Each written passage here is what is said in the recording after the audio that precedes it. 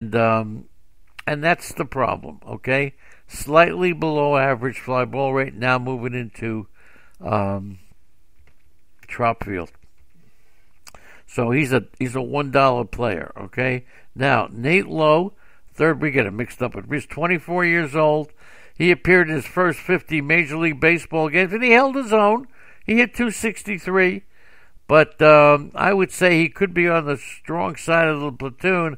But with Choi and Chisugo, whatever his name is, he's not going to get a lot of playing time. Okay, you got that. Over at second base for Tampa, Brandon Lowe, Joey Wendell. Here's a case where Brandon Lowe is going to get some playing time. Brandon Lowe will get playing time.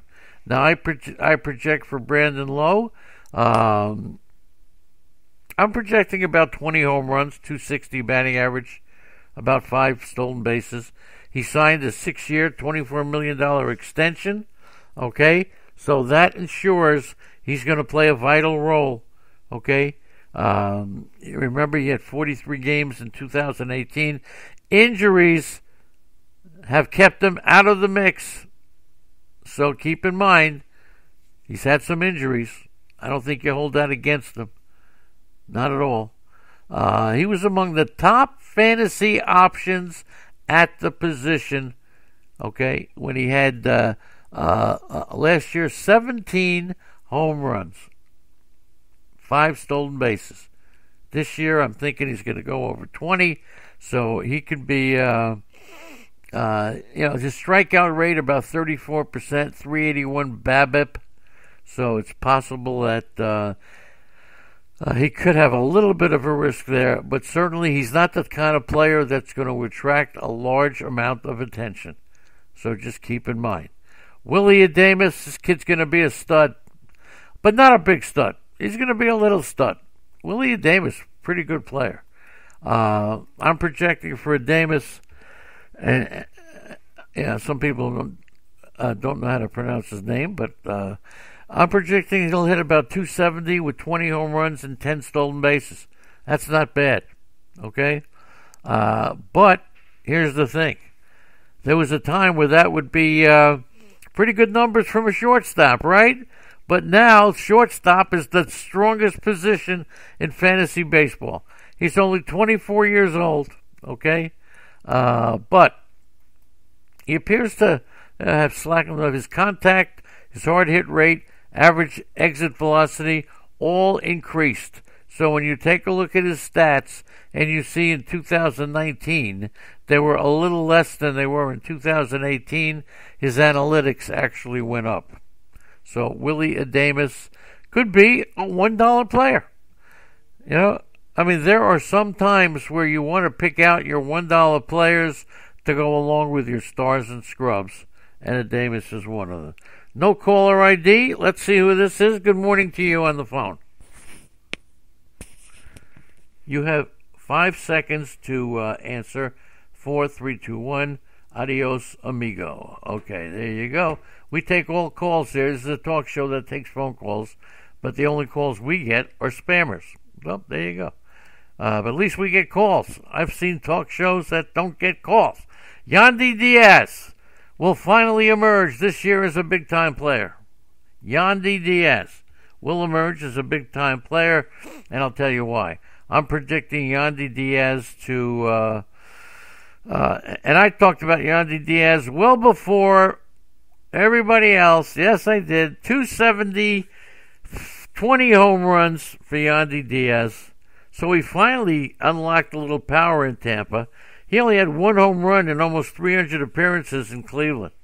His launch angle moved a little bit. That's what they're talking about. Try to raise his fly ball rate, and he did. So Yandy Diaz could be a lot of sleeper picks here. Austin Meadows, left-handed hitter. Now we're getting to the meat and potatoes. Austin Meadows. Here's what I'm projecting for Austin Meadows. Left-handed hitting outfielder, about a 285 batting average, 30 or more home runs, 15 stolen bases. he's just coming around to the hype. Okay? Last season, he increased his average exit velocity and his hard hit rate, along with everything went up. Barrel rate, everything. Okay? Poor stolen base success rate. Okay? Poor stolen base success rate. If I'm not mistaken, he got caught stealing too many times. Too many times. 8 stolen bases, 4 caught stealings. Okay? That's his 3-year average. Last year, he stole 12, got caught stealing 7 times. So don't look for a big jump in his stolen bases just because of that. Okay? So that's Austin Meadows. And we're looking for Austin Meadows to be a fantasy star. To take Austin Meadows in the 3rd round, how much would you spend out there in the chat room for Austin Meadows? And while we're pondering that, who's coming up next? Andy, I need a schedule. Give me a break. I don't know if Arnie's coming up next. I don't know. So please, somebody just stay tuned, all right? Eventually we'll have information on who's coming up next. So I know Arnie was in the chat room. Kevin Kiermaier, somebody that I have liked a lot over the years, but he's never really come through. I don't know. I know he can steal a base. I know he can play a heck of a defensive center field. But can he hit over 240? He'll hit you double-digit home runs. He'll steal you double-digit bases. But he had a healthy season, for him anyway. 480 plate appearances. Second highest in his career. He stole 19 out of 24. But he finished 71st among outfielders in earned value. Not good at all. We tend to overpay for Kiermaier. I think this year he's going to go undervalued. Okay? So just keep an eye on Kevin Kiermaier. He's going to be undervalued. Now, finally, let's get to Hunter Renfroe and Chisugo. Renfroe, of course, we all know about his power. Saw Hunter Renfroe in the Arizona Fall League when he first came up, and there was no doubt that Hunter Renfroe was going to hit you 30 home runs. 230 batting average. Don't forget, got an injured foot last year.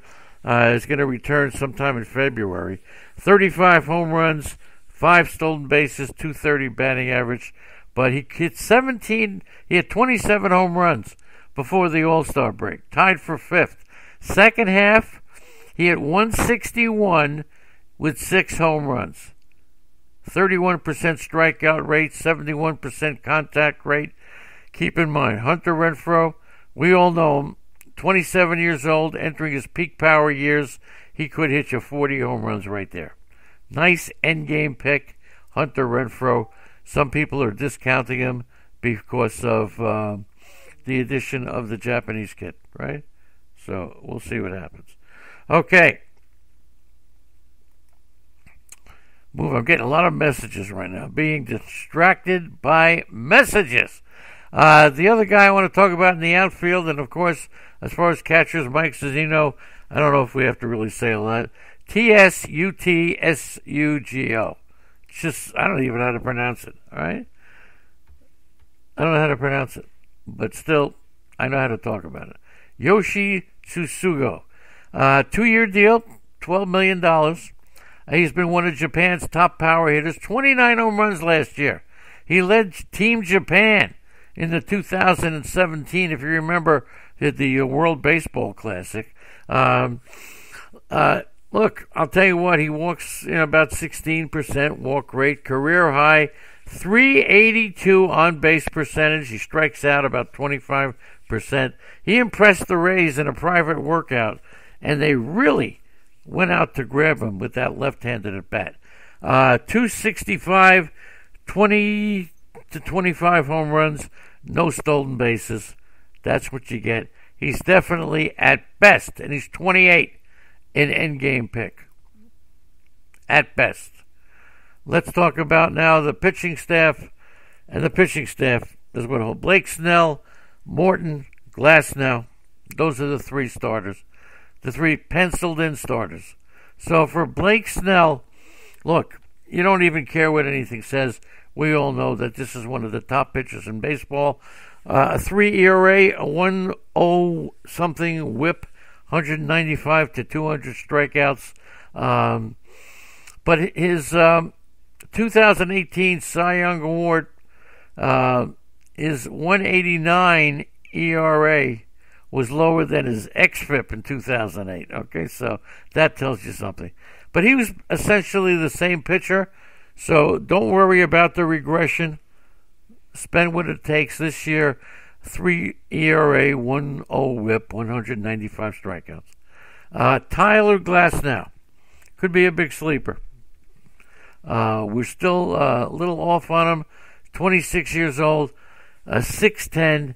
He's got to repeat his mechanics, that we know, and he's done that. He's on his way. He registered a 6.1 walk percentage, the lowest of his career, although only 60 innings. But that's the big deal. Had a little forearm tightness, but this kid, his velocity, his spin rate, elite. Elite. There you go. Charlie Morton, he could be subject to trade speculation. I'm thinking of 3.3, 1.1, 230 strikeouts. But he's outpitched his peripherals, I'll tell you that. On May 19th, Morton's ERA was a 2.65, right? Rest of the way, it was 3.2 to 1. So keep in mind. Now, here's the other two guys. And they're a little iffy. Ryan Yarbrough and Brendan McKay. Trevor Richards is also there. Yarbrough, of course, he's the guy who starts the games and goes the inning or so. So let's talk about Brendan McKay.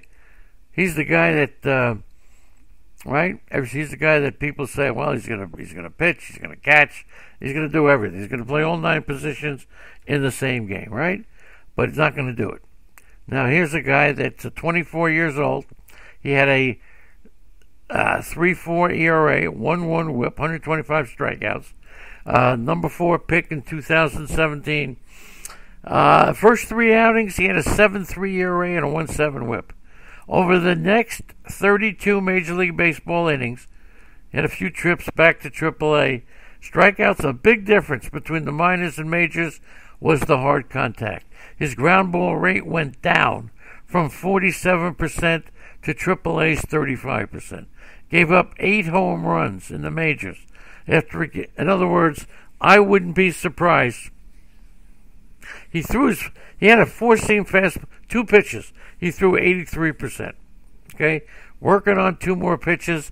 Not surprised if Brendan McKay starts the year in AAA. Okay? Keep in mind. He's got to develop those. Watch him in the spring. Try to get a handle on the 2 pitches. The cutter and the changeup. Can he develop those? I don't think he can make it without those 2 pitches. All right. And who else we got? The bullpen. Emilio Pagan. Nick Anderson is terrific as the setup guy. I'm thinking Emilio Pagan is gonna wind up. I would say right now, and I wouldn't be surprised if Tampa goes after a closer. Here's the reason. Now, Pagan was pretty good. They acquired him in December 2018. He took a step back. He ended up finishing the 2019 year as the closer, 20 for 28. He increased his strikeout percentage nearly 12 percentage points. So he added 2 miles an hour to his fastball. He's 28. He's the guy. Okay? Go after him. He could be the potential closer. All right, now let's take a look at the odds on Tampa. 30 to 1 to win the World Series. That's not high enough for me. I'm staying away. 30 to 1. But to win the pennant, 15 to 1? No, I'm staying away from Tampa. As good as they are, just too much competition. So, and by the way, as I said, I missed out on Washington. Washington 16 to 1 to win the World Series, and To win the pennant, Washington is